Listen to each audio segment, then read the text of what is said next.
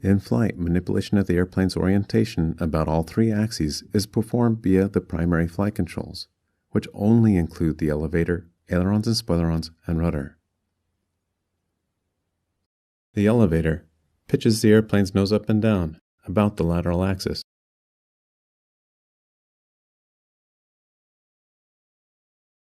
The TBM's ailerons roll the TBM about the longitudinal axes.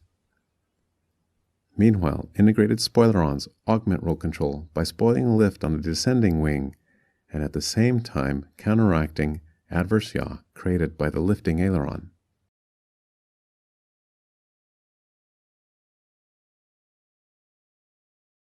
Yaw coordination about the vertical axes is maintained with the rudder.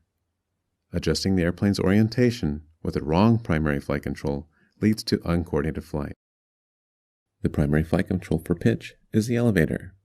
The primary flight controls for TBM roll control are the ailerons and interconnected spoilerons.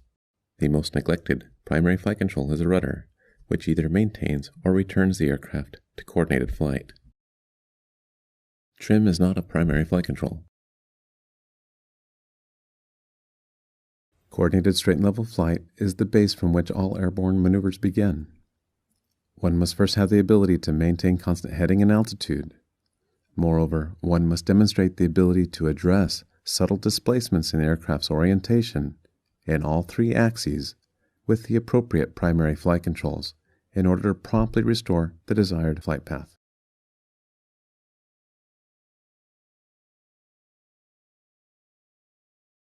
Weight always pulls the aircraft towards the center of the Earth.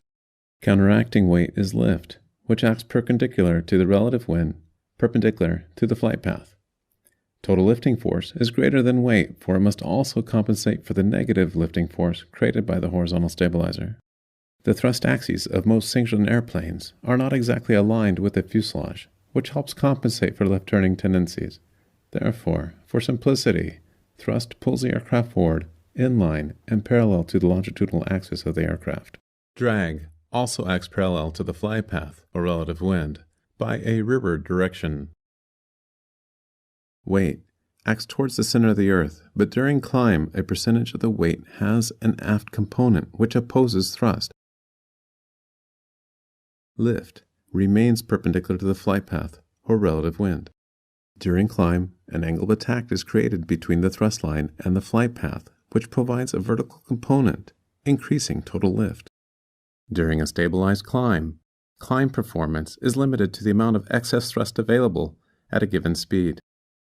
At the top of descent point, the TBM pitches over to begin the descent. Since weight acts towards the center of the Earth, a forward component is created that complements the thrust vector. Airspeed will be allowed to accelerate to a desired value, for example 250 knots. Pitch, or a combination of pitch and power, can be used to bring the forces into balance.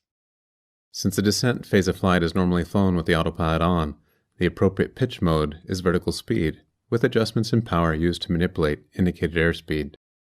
If one were hand flying, pitch can be adjusted to hold indicated airspeed, while adjustments to power allow control of the descent rate.